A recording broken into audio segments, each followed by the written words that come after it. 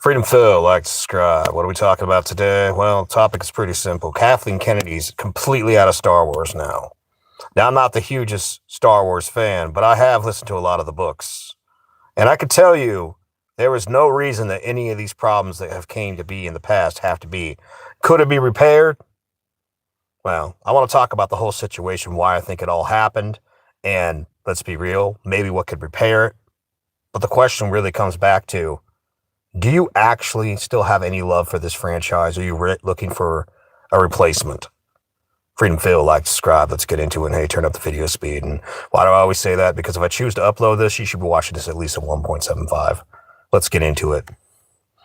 Not a channel for children as well. I don't care if kids watch, but don't blame me if your kid regurgitates something. Don't be a shitty parent. Know what your kids are watching. And I regularly flog and flail my followers. If you're not on topic or you're some random spurg, you know, because I've often said over 95% of my followers are robots and retards. There's a handful of you that actually have thinking meat, and I enjoy your conversation. But as for the other ones, I will farm you for content as freely as I please. Let's get into it. So I was watching this video. This guy was talking about, like, Kathleen Kennedy's finally out of Star Wars, and people are like, thank God. But the question is, after all the damage that's been done over the years, like, I was never like a mega Star Wars fan, but I watched the movies like everybody else. And I didn't watch I watched the originals and then the prequels. I never bothered to watch any of the other stuff because I was either too busy or I figured I'd catch it later, you know. And so when the word came out that a lot of them were kind of trash, I was like, wasn't surprised. And I asked myself, you know, when people look back at all the feminist agenda, like, you know, let's be honest, the damage from the Obama era was the malaise, the pollution, the smog left over lasted till just about yesterday. And in the long-term effects, the mutations, you could argue, was the modern left. The modern left is the mutation, and it is now the vanguard, the foot soldiers for the left. But, like, you look at that Obama-style haze and the slow changing, and you ask yourself, why did things get so bad in Hollywood, Star Wars, and all this? And I've often speculated. Some of it's about some guy selling it and just taking the bag and enjoying the money and investing it and, you know, doing whatever with it. Like, by the way, a lot of your heroes from back in the day, your counterculture heroes, Neil Young, what was his name? Bob Dylan, all these other fuckers. Isn't it funny how they said, corporates are wrong, and then they sold their discography for how much? All your 60s heroes, for the most part, if they didn't die back then, they're fucking sellouts. And the same thing, I think, kind of went for George Lucas. Also, George Lucas saying, I'm sick and tired of the fandom. I mean, look, he fucked up with Jar Jar Binks. And he says, I thought I made it so, you know, it'd be more entertaining for the kids. Not realizing that, you know, most of your Star Wars fandom, and let's be honest, prior to the modern movies, which you've lost a lot of your fandom, was basically dudes. And the argument I've heard is, like, Star Wars was always a genre for men. It always was. It's high fantasy, space wizards, like knights and space wizards. That's a dude's format. Kind of like action movies are really a dude's format. It's not that women can't enjoy it. It's that it's a dude-centered thing. There's movies that are for women, and there's movies that are for dudes, and there's comedies that are for everybody, and horror flicks that are for horror comedies are just kind of weirdly funny. But my point is that you took something that was pretty much a dude genre, and you thought you would just always have these dudes here. And people say, well, why did it happen? And I go back to the smog and miasma of Obama and that whole changing of the culture. And yeah, I think there was a lot of women back in the day that, yes, Harvey Weinstein, Juba the Hutt, you know, basically, you want to get your acting career, you have to go to this motel. And it's like, every woman, let's cut the bullshit. You women are not stupid. They knew exactly what they were doing. Oh my God, yeah, a penis. And yeah, they knew what they were doing. And there was a lot of them at the end of it. A lot of older women, by the way. Older women that did that, got their career by doing that then turned around and were like, well, I'm going to throw this whole industry under the bus. Now, it wouldn't surprise me at all if George Lucas and a lot of these other, like how did Kathleen Kennedy move up? She was talented as a logistics, as a manager. She was not talented as, an artist. Okay, let's just be honest about that. She did not have an artistic vision like George Lucas. Wouldn't surprise me at all if she slept her way up there, or she just, just like a lot of people, they schmoozed and they worked their way up. They hanged out in the same circles. And at some point, I've often said, there's a lot of cases. If you go back to a lot of feminism, and a lot of people don't want to hear this, but the truth of it is that feminists would sleep their way into situations and sleep with key people to have leverage over them. Back in the day, he manipulated me. I'm just a poor woman. No, they do that because then they can basically use that as evidence in the future for a case. And you saw the prototypes of the Me Too movement back in the 2006-ish era. It just took years later for it to fully form. So you get a bunch of people that, and got to understand, before something goes to the mainstream, it's in the undercurrent. So I bet there was a lot of directors, and you could see this in gaming too. How many of these chicks slept their way into situations and they said, well, hey, if you don't promote me to this or put me on this board of, controlling the artistic vision of your game, your movie, your thing, I'm gonna come out and say that you SA'd me at that party. Wouldn't surprise me at all if that's what happened with George Lucas. Kind of a nerdy looking guy, and then this hot young something shows up. Maybe it was just, hey, we're friends and whatnot, but it wouldn't surprise me at all. I think a lot of the situations where your art and culture, and then you get the people with the ideological agenda. In the same way that if you go back to the religious right, you'd see where they'd make movies and they'd have a total religious right type of bend. There'd be some sort of moral lesson. I mean, hell, look at Little House on the Prairie, which, by the way, I love that show. Every damn show, there's some sort of tragedy.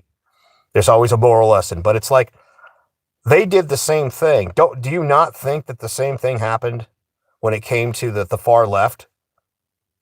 And once they had the power, once they had the control, once they slept their way to the top, effectively, at that point, they could now start forcing their agenda into everything.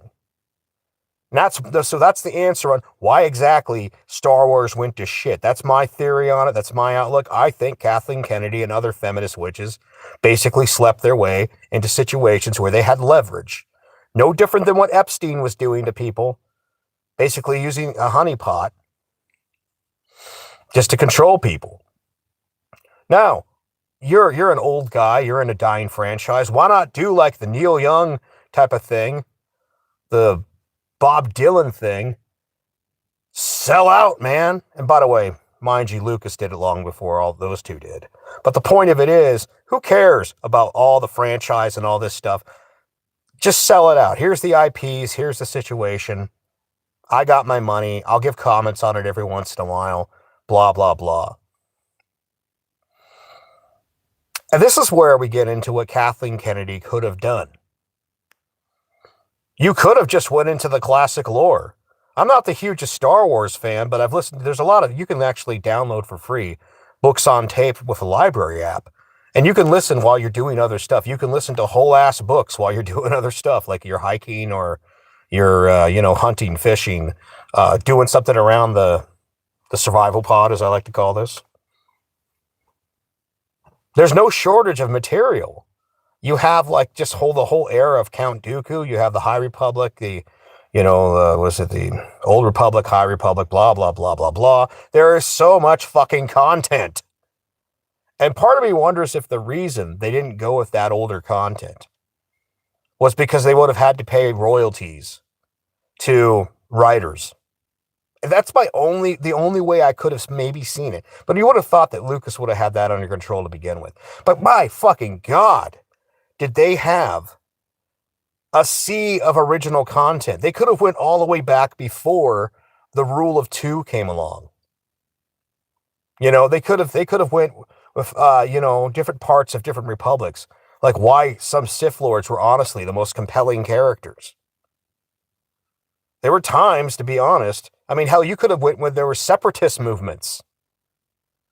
Well, there was the one where they had a spaceship. There was like the false Jedi guy that like basically went off with the group off into some deep space. There was the one where they had that big satellite or something like that, big space station, and it got fucking collapsed by a terrorist movement. You know? There was so much fucking content. And there's just no reason why they didn't use that. And someone said, we want to stamp our vision on it. And if that really was her reasoning for it, if it wasn't like, because we would have had to, Disney hates paying fucking royalties. Let's just be honest. Disney hates royalties. Like the mouse does not want to pay one dime to another person outside. They want to keep it. That's Disney. But my God, if you had just went back and used the classic content, you would have had, with the technology we've had in the last 15 years, you would have had just people lining up, because it would have been, oh my God, they're doing this part of it. So if it wasn't for money reasons and it was just for ideological reasons, then we could go into the question, is it kind of your communist subversion? And they're like, well, what do you mean? We'll take away all your good options. Whatever you believe in, we'll add our feminist agenda or, equality this, multicultural that. We will enshitify everything that you love to the point where everything is so shitty that we'll give you the least shitty option. It's like what I say about politicians on a regular basis. We don't have two parties that are good choices. We've got two parties that offer you use toilet paper, and sometimes one option is less shitty than the other. And I'm part of that fucking libertarian, actual real libertarian, not this fucking libertarian socialist faggot bullshit. You cannot be a libertarian and a fucking socialist. You're just a socialist that likes doing drugs. Fucking quit lying, make a new name up. I'm old school libertarian where it's like, hey, minimalist government, leave people alone. I'm like the bidet option. Instead of these two options of shitty toilet paper, I'm like, hey man, I just made a bidet and I never need to use your toilet paper. That is what Hollywood became. Here we don't have the good option that actually, and by the way, this is where we're getting to a golden age. Because technology is getting to the point, no offense to artists, I know you're pissed off about AI, but here's the truth. Most of your art, most of you fucking suck. You suck at what you're doing. I know you have passion, but you suck. I'm glad you have a little fun chore there of making art. I mean, a lot of you make furry art for money. It turns out AI can do that better. What's going to happen is one person with a vision, they can actually make their dreams. It's got to get to the point where we're making our own anime. And eventually we're making our own movies. One person can look at AI generated content, can do the work of 5 people. And then the average person will be able to make their own fucking content. That is the real ironic aftermath of this. We are getting to a world where, because there was just so much suppression and so much enshittification of our movies, our games, and our everything, our TV shows, now it's gotten to the point where technology is caught up. And we don't have to just watch what you force. I haven't gone to a movie in over a decade. At least I think it's been over a decade easily. And I think about that because I can count, in my back of my mind, I can count on it probably being slop. And here's the other factor. If it's good, I don't know how many have noticed this, but our TVs are the size of a sheet of fucking plywood these days. You go into Walmart and for $500-$600 or maybe a little more, you've got a plywood size sheet of plywood of TV. You get some speakers at home. You can make your own popcorn. You can have a theater experience at home for pennies. So if that movie is worth its salt, word will get around and people will see it at home. Hollywood killed the theater experience. Kathleen Kennedy killed the theater experience. Just like the feminist witches in Hollywood, just like the feminist witches in gaming, just like in TV. The miasma, and like I said earlier, this has a lot to do with the legacy of Obama. Wasn't just his presidency, it was the fog. It was the smog of Obama and all the DEI politics and all the nonsense that just ended the other day. Like pretty much when Trump got reelected. It pretty much, and they say, well, no, there's still holdouts. By the way, this is just like the religious right, by the way. You remember how the religious right was pretty powerful in the 80s and the 90s, but by the late 90s, they were pretty much beaten back. There were still some holdouts in the early 2000s. The YouTube theist and atheist going at it. Sorry, I mean, amazing atheist. You didn't defeat the fucking the theist. You didn't defeat the religious people. That was long since done. You were swatting flies by that point. That is what we're dealing with, like Minnesota and all this shit now.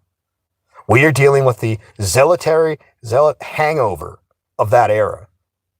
Now, hopefully, with all the new technology we have these days, we can get to a point where, yes, now you, with all this beautiful technology, you can make the next show, next great star. You with you got a great, if you really have a good story, you'll be able to make it into something.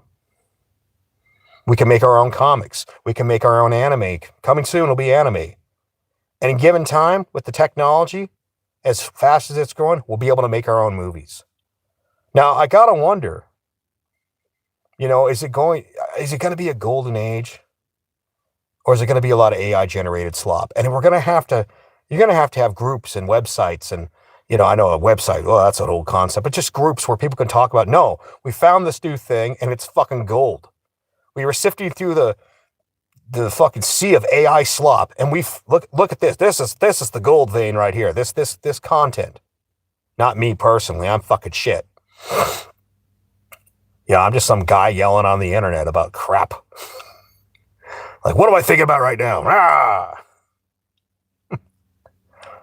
But yeah, the after effect, one might argue, and just as a closing thought, Kathleen Kennedy was one of the great plagues that killed off the old industry.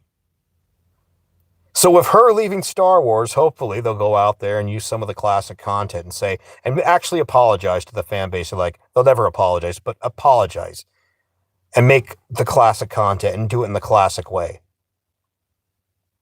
Maybe they'll get some of the fans back, but it'll take one or two good movies to get that, it'll be like, bring back that love and feeling. People are hungry for it. But the plagues of Kathleen Kennedy and all the shit that's happened in gaming, much like the actual Black Death, after the Black Death came the Renaissance. We're now coming into that Renaissance. So, ironically, maybe we should thank the wokies to some degree. Because all their bullshit is now the reason that you might be able to build your dreams. Freedom Phil, like, subscribe, take it easy. Peace.